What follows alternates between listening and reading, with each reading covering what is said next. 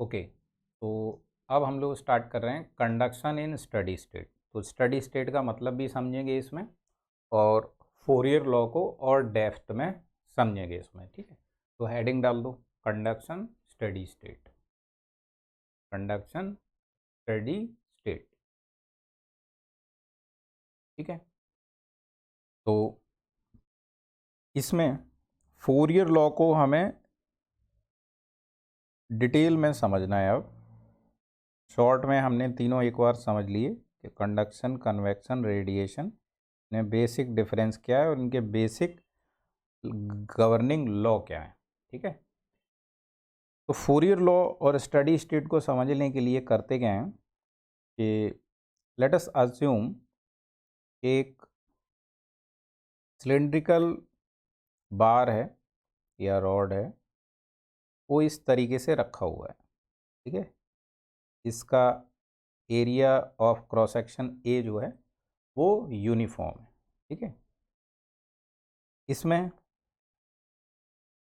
इधर Y axis के along हम मान लेते हैं टेम्परेचर को, और इधर एक्स एक्सिस के अलोंग इसका लेंथ है। ठीक है, length of the bar is along x axis.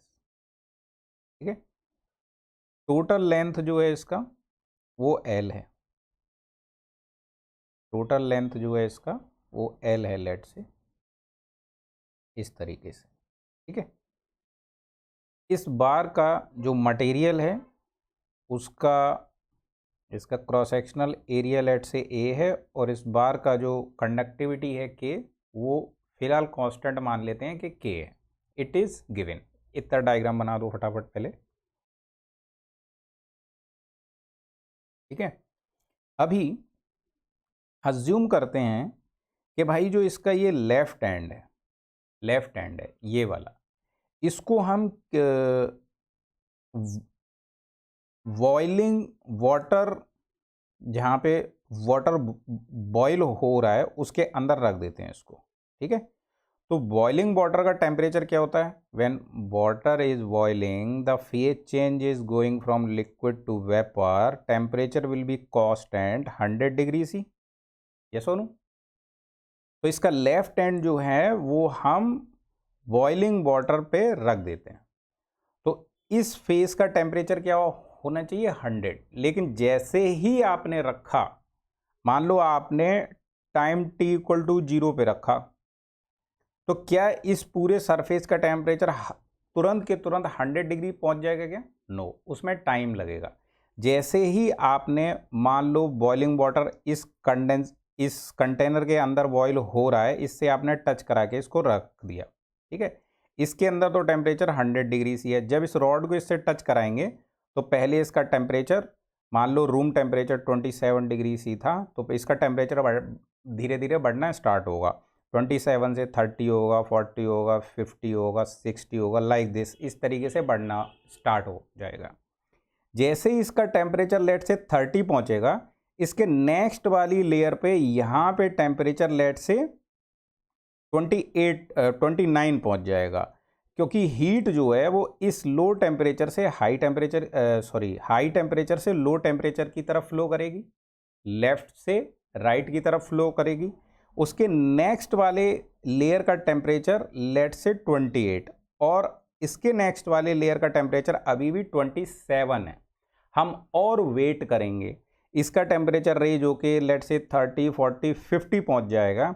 तब इस वाले लेयर का टेम्परेचर लेट से 45 पहुंचा, इसका टेम्परेचर लेट से 40 पहुंचा, इसका टेम्परेचर लेट से 35 पहुंचा, इसका टेम्परेचर लेट से 30 पहुंचा। तो इस तरीके से यहाँ 29, 28 और ये 27, अभी भी पूरे रॉड का टेम्परेचर कांस्टेंट नहीं हुआ। अभी भी ये बढ़ते जा रहा है, बढ़ते जा रहा है। हम और वेट करेंगे, तो वेट करते जाएंगे, बहुत लंबे टाइम के बाद हम देखेंगे कि इस वाले फेस का जो टेम्परेचर इससे टच किया हुआ है पहुंच जाता है 100 डिग्री सी। अब हम और वेट करते हैं, लेकिन इससे ऊपर तो बढ़ेगा नहीं। उसके नेक्स्ट वाले लेयर का टेम्परेचर लेट से पहुंच जाता है 99, और अब ये बढ़ ही नहीं रहा है, ये कांस्टेंट हो गया। रखा हुआ है लेकिन कांस्टेंट हो गया, अब ये बढ़ ही नहीं रहा है। ठीक है, फिर उसके नेक्स्ट लेयर का हो गया 98, फिर 97, इस तरीके से 80, 70, 60 ऐसे करते करते मान लीजिए इसके राइट वाले फेस का सबसे एंड का टेम्परेचर कुछ हो जाता है 30 डिग्री सी। तो अब ये कांस्टेंट है, अब हम और वेट करते हैं तो इसका टेम्परेचर इंक्रीज नहीं हो रहा है। तो जब सबके टेम्परेचर बराबर नहीं होंगे लेकिन जितने भी होंगे वो जहां वैल्यू पहुंच जाएगी 90, 80, 70 इस तरीके से आते आते वो कांस्टेंट हो जाएगी, अब वो चेंज नहीं हो रही। तो जब वो चेंज नहीं होगी तब जो हीट यहां से इन करेगी वो पूरी की पूरी हीट यहां से आउट कर जाएगी। जब तक ये वाले फेस का टेम्परेचर 30 होके कांस्टेंट नहीं होगा तब तक क्या है, हीट आगे बढ़ती जा रही थी, बढ़ती जा रही थी, बढ़ती जा रही थी, लेकिन इस वाले फेस को क्रॉस नहीं कर पा रही थी। मतलब हीट आ तो रही थी लेकिन इससे बाहर नहीं निकल रही थी। गेटिंग पॉइंट ऑफ नो, वो अंदर के अंदर यहीं कंज्यूम हो जा रही थी। ठीक है, फिर हीट और आई और हीट आई और हीट आई, लाइक दिस। जब हीट आते आते उसने इस पूरे रॉड का टेम्परेचर इंक्रीज कर दिया और इंक्रीज होने के बाद ये कांस्टेंट हो गया, तब हम बोलेंगे कि ये स्टडी स्टेट अचीव हो गई। तो स्टडी स्टेट समझ में आई। स्टडी स्टेट का मतलब ये नहीं है कि यहाँ भी टेम्परेचर 100, यहाँ भी 100, यहाँ भी 100, ऐसा नहीं। यहाँ पर तो टेम्परेचर इस वाले सेक्शन पर यहाँ टेम्परेचर 100 होगा, उसके नेक्स्ट सेक्शन पर मान लो 90 होगा, 80 होगा, इस तरीके से डिक्रीज कर रहा होगा, बट टाइम के साथ अब ये चेंज नहीं होगा। ठीक है, तो स्टडी स्टेट में फिर जितना हीट यहाँ से एंटर करेगी वो पूरी की पूरी यहाँ से एग्जिट भी करेगी, इसे बोलेंगे स्टडी स्टेट अचीव हो गई। इस एग्जाम्पल को सिंपली आप ऐसे भी समझ सकते हैं कि मान लो इसमें आप, ये पाइप है, कोई हॉलो पाइप है, इसमें आप वाटर फिल करना स्टार्ट करें। वाटर फिल करना है, जरा आपने बहुत जरा थोड़ा सा वाटर डाला, वो इस पाइप को ही गीला कर पाएगा, लेकिन आगे तो कुछ नहीं मिला, वो यहीं कंज्यूम हो गया। आपने और वाटर डाला तो यहाँ तक गीला हो गया, और वाटर डाला यहाँ तक गीला हो गया, इधर तो कुछ मिला ही नहीं फिलहाल। लेकिन एक स्टेट आएगी जब आप वाटर डालते जाएंगे तो लगभग इतनी हाइट के बाद जितना वाटर आप यहाँ से डालेंगे उतना यहाँ से निकल रहा होगा कंटिन्यूअस, ये कंटिन्यूटी बन जाती है ना। कंटिन्यूटी को भी स्टडी स्टेट में ही पढ़ते थे, याद है कंटिन्यूटी इक्वेशन। ठीक है, तो वहाँ पर भी स्टडी स्टेट का मतलब क्या था, फिर जितना वाटर यहाँ से डाल रहे हैं उतना ही यहाँ निकलना स्टार्ट हो जाए। तो वैसे ही हीट में होता है, जितना यहाँ से हीट इन करोगे फिर स्टडी स्टेट में उतना ही हीट यहाँ से आउट होगा। पॉइंट और नोट। तो ये एग्जाम्पल हो गया। अब देखो, तो इसमें हम मान लेते हैं कि जो लेफ्ट वाला फेस है, लेफ्ट वाला ये वाला जो फेस है, इसको हमने T1 टेम्परेचर पर रख दिया और लेट से T1 temperature is equal to 100 degree C. 100 degree C, 100 degree C कैसे अचीव हुआ होगा, मैंने कहा वाटर से वेपर, जहाँ पर वाटर बॉईल कर रहा हो उस एंड पे रख दो इसको, और राइट वाले फेस का टेम्परेचर कुछ इसका मान लीजिए हो जाता है स्टडी स्टेट में 30 डिग्री सी। 30 डिग्री सी, इसको हम मान लेते हैं T2। ठीक है, अब इसके बीच में जो टेम्परेचर वेरिएशन होगा वो डिपेंड करेगा इसकी थर्मल कंडक्टिविटी पे। ये लीनियर भी वेरी कर सकता है या ये इस तरह भी वेरी कर सकता है पैराबोलिकली। ठीक है, तो कोई ज़रूरी नहीं है कि टेम्परेचर लीनियरली ही वेरी करे, ये थर्मल कंडक्टिविटी पे डिपेंड करेगा कि ये किस तरीके से टेम्परेचर डिक्रीज करेगा। गेटिंग पॉइंट और नॉट, ऐसे भी डिक्रीज कर सकता है और ये ऐसे भी डिक्रीज कर सकता है। It will depend upon the conductivity of the material. अगर हम यहाँ पे कांस्टेंट मानेंगे कंडक्टिविटी तो ये लीनियरली डिक्रीज करते हुए जा रहा होगा इस तरीके से। तो हम, ये सिंपल केस है, यहाँ पर कंडक्टिविटी को हम कांस्टेंट मान लेते हैं, तो कांस्टेंट कंडक्टिविटी के लिए ये लीनियरली इस तरीके से वेरी करते हुए जा रहा होगा। इस ए और के को अंदर लिख देता हूँ, ये बड़ा डिस्टर्ब कर रहे हैं। ठीक है, तो क्या हुआ कि हमारा इस सेक्शन पर टेम्परेचर 100 है, यहाँ 90 होगा, यहाँ 80 होगा, लाइक दिस डिक्रीज करते करते 30। लेकिन अब ये टाइम के साथ सारे टेम्परेचर क्या हो जाएंगे, कांस्टेंट हो जाएंगे, अब ये चेंज नहीं होंगे। This is called your steady state. तो स्टडी स्टेट का मतलब हमको समझ में आया। अब देखो यहां पर थोड़ा नीचे,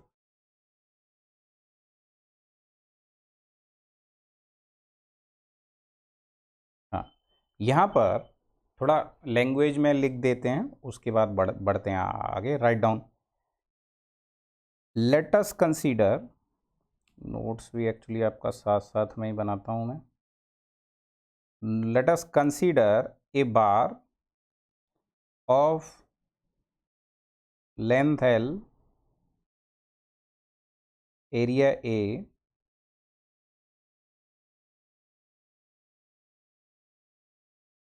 thermal conductivity K,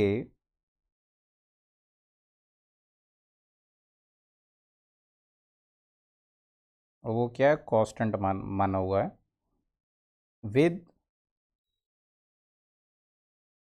temperature T1 and T2 at the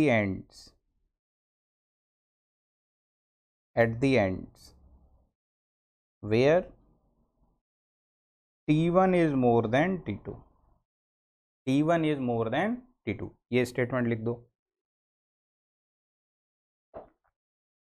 okay, इसके बाद देखो यहां पर जब स्टेडी स्टेट अचीव हो जाएगा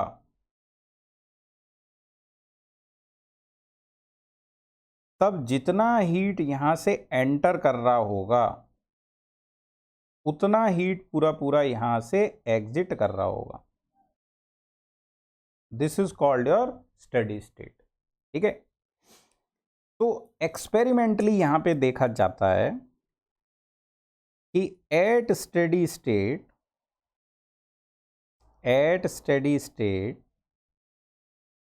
T1 and T2 are constant. अब ये चेंज नहीं होंगे, जितना इंक्रीज इनको होना था वो हो चुके।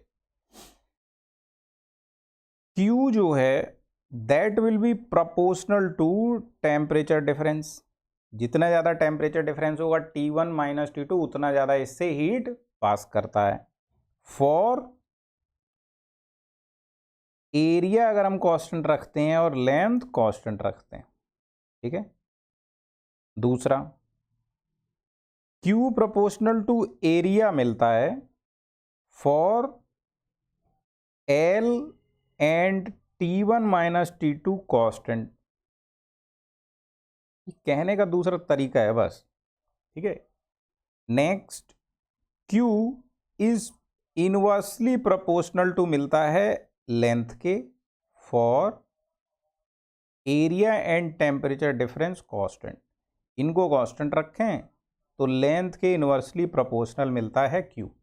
ठीक है, इनको भी कंबाइन कर लो। इनको अगर हम कंबाइन करेंगे तो यहां से Q प्रोपोर्शनल हो जाता है A T1 minus T2 upon L, ये बन जाता है। ठीक है, अब प्रोपोर्शनलिटी कांस्टेंट क्या आता है, पहले ही बात कर चुके हैं। प्रोपोर्शनलिटी कांस्टेंट आता है आपका K, तो K A T1 minus T2 upon L, ये फॉर्मूला बन जाता है फोरियर्स लॉ का। Very simple straight forward formula like this. और Q किस में होगा, यहाँ वॉट में होगा। हर जगह हीट किस में होगा, वॉट में होगा आपका। ठीक है, तो ये इतने वॉट आपको मिल जाता है। यहाँ लिख देता हूँ वॉट, दैट्स इट। अब यहाँ पर अगर हम फाइनल माइनस इनिशियल टेम्परेचर कर दें, फाइनल माइनस इनिशियल टेम्परेचर कर दें, तो हमें एक माइनस लगाना पड़ेगा। हीट के वैल्यू को पॉजिटिव रखने के लिए लगाना पड़ेगा कि नहीं, because T2 is less than T1, तो हमें एक माइनस साइन लगाना पड़ेगा। इसको कैसे और लिख सकते हैं, इसको ऐसे लिख सकते हैं KA delta T by L, जहाँ डेल्टा T क्या होगा अपना T2 minus T1। Delta T क्या होगा, T2 माइनस T1। ठीक है जी, फाइनल माइनस इनिशियल, ये लिया करेंगे। ठीक है, नेक्स्ट अब हमें कई जगह स्टडी करना करेगी एलिमेंट्री पार्ट के लिए। तो यहां पर देखो जरा, अगर हम इसमें x इक्वल टू 0 ये है, x इक्वल टू 0 से x इक्वल टू x तक एक हम छोटा सा इसमें स्ट्रिप कंसीडर करें ऑफ थिकनेस dx, इस रॉड में ये छोटा सा एलिमेंट कंसीडर करें लाइक दिस। ठीक है, तो ये डिस्क की तरीके से होगा, ये इस तरीके से होगा, ऐसा है ना, ये डिस्क की तरीके से होगा ऐसा, जिसकी थिकनेस है dx, एरिया इसका सेम रहेगा क्रॉस सेक्शन का a। ठीक है, जो रॉड का है वही इसका रहेगा।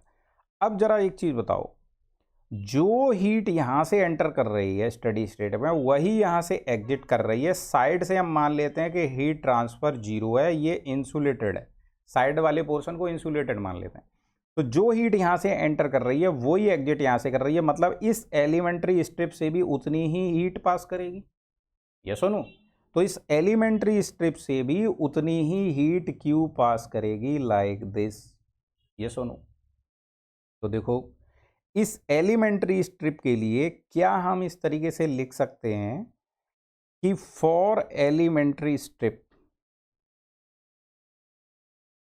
For elementary strip the heat transfer rate will remain same Q, और वो हो जाएगा KA, डेल्टा टी की जगह हम स्मॉल टेम्परेचर वेरिएशन dt लिख सकते हैं और L की जगह हम dx लिख सकते हैं। यस और नो? तो ये बात आ जाएगी एलिमेंट्री फॉर्म में।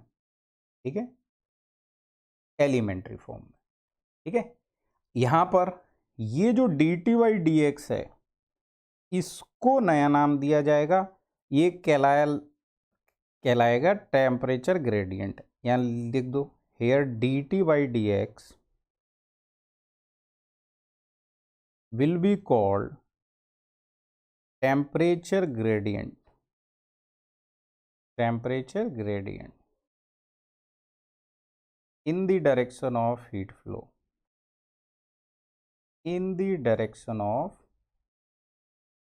heat flow। और ये कैसा होता है? नेगेटिव, क्योंकि dt का मतलब होता है फाइनल माइनस इनिशियल, तो वो नेगेटिव होगा।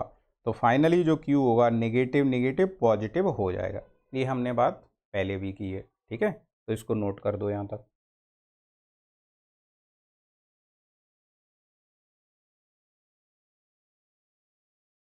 ओके, डन हुआ यहाँ तक।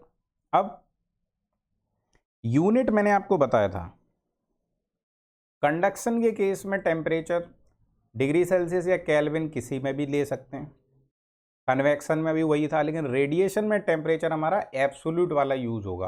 तो ये ही मेजर मिस्टेक है जो आप कर सकते हैं। तो यहाँ पे लिख दो कि हेयर दूसरा K is called thermal conductivity,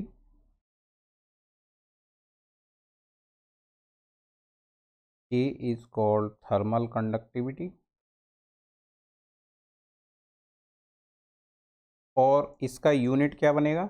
ये बनेगा Q अपॉन, Q है वॉट में, अपॉन एरिया, तो एरिया होगा मीटर स्क्वायर में, तो वॉट पर मीटर स्क्वायर। फिर नीचे टेम्परेचर का यूनिट आएगा डिग्री सेल्सियस, और 1 मीटर ऊपर और, तो मीटर से मीटर कैंसिल कर दो एक, तो वॉट पर मीटर, ऐसे लिख दो डिग्री सेल्सियस। या इसको कभी केल्विन में लेना हो तो केल्विन में भी ले सकते हैं हम, मीटर केल्विन। तो इसमें हम टेम्परेचर को केल्विन या डिग्री सेल्सियस किसी में भी ले सकते हैं। रेडिएशन के केस में हमें ये केल्विन में ही लेना पड़ेगा। For the point of note. तो ये अपना एलिमेंट्री फॉर्म वाला इक्वेशन हो गया। ठीक है, और ये अब एक चीज जरा देखो, यहां पर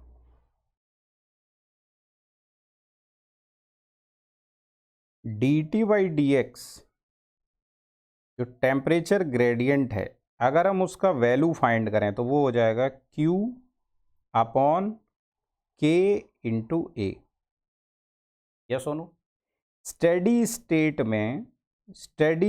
में Q कांस्टेंट रहता है, A भी कांस्टेंट रहता है, तो ये 1 अपॉन K हो जाएगा। ठीक है, प्रोपोर्शनल टू 1 अपॉन K हो जाएगा। मतलब ये टेम्परेचर ग्रेडियंट जो है वो K पे डिपेंड करता है। अब अगर K कांस्टेंट होगा तो ये भी कांस्टेंट होगा, और d t by d x क्या होगा? ये जो टेम्परेचर वेरिएशन का स्लोप है, स्लोप ये temperature with respect to x, ठीक है, तो डी टी डी एक्स होगा इसका स्लोप। तो इसका स्लोप यहाँ क्या है? ये नेगेटिव है कि नहीं है? This slope will be called D t by d x is the slope, और ये क्या है? नेगेटिव है। अब अगर k कांस्टेंट है तो ये स्लोप कांस्टेंट है यहाँ पे। अगर k वेरी कर रहा होगा तो ये स्लोप भी वेरी कर रहा होगा, या तो ऐसे या तो ऐसे।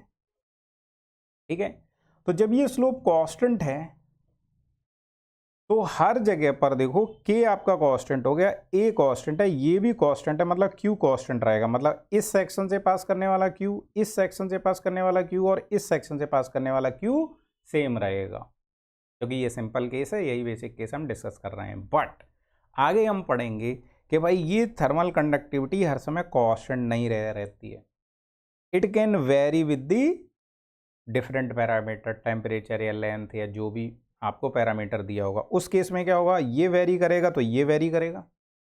ठीक है, मान लो ये डिक्रीज कर रहा है तो ये इंक्रीज करेगा, और ये इंक्रीज करेगा अगर एक्स के साथ, तो देखो ये डिक्रीज कर रहा है, ये इंक्रीज कर रहा है, तो क्यू कांस्टेंट रह पाएगा क्या हर सेक्शन पर? नो। तब क्यू रॉड के हर सेक्शन पर क्या होगा? इस पर, इस पर, इस पर, इस पर वेरी कर रहा होगा, सेम क्यू नहीं रहेगा। गेटिंग माई पॉइंट और नॉट? गेटिंग माई पॉइंट और नॉट? तो ये बात हुई स्टेडी स्टेट की। ठीक है, चलो ये सिंपल केस तो यहाँ पे लिख दो। अभी हमारा के कांस्टेंट है,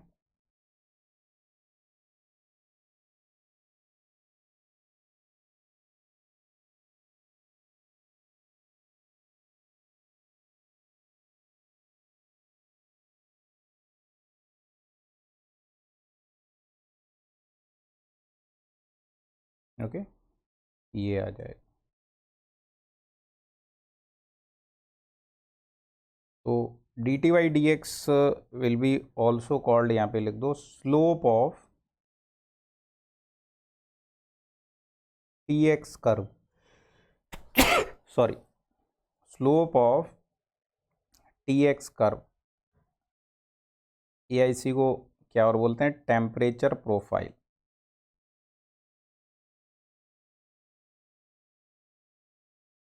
टेम्परेचर प्रोफाइल,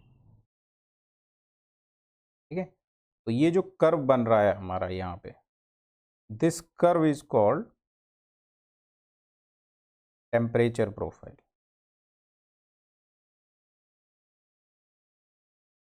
या टेम्परेचर वेरिएशन है ना। तो यहाँ सिंपल केस हमने पहला लिया है कि के कांस्टेंट है, तो हमारा ये टेम्परेचर प्रोफाइल जो है कांस्टेंट स्लोप के साथ इस तरीके से मिल जाएगा हमको। बात समझ में आई? तो ये अपना डिटेल में हो गया फोरियर लॉ। अब के जो है वो कैसे कैसे वेरी कर सकता है ना, कैसे कैसे वेरी कर सकता है, क्वेश्चन किस तरीके से इसको वेरी कराते हैं, इसको डिटेल में पढ़ते हैं। तो नेक्स्ट टॉपिक इज कंडक्टिविटी। यहाँ तक डन कर दो।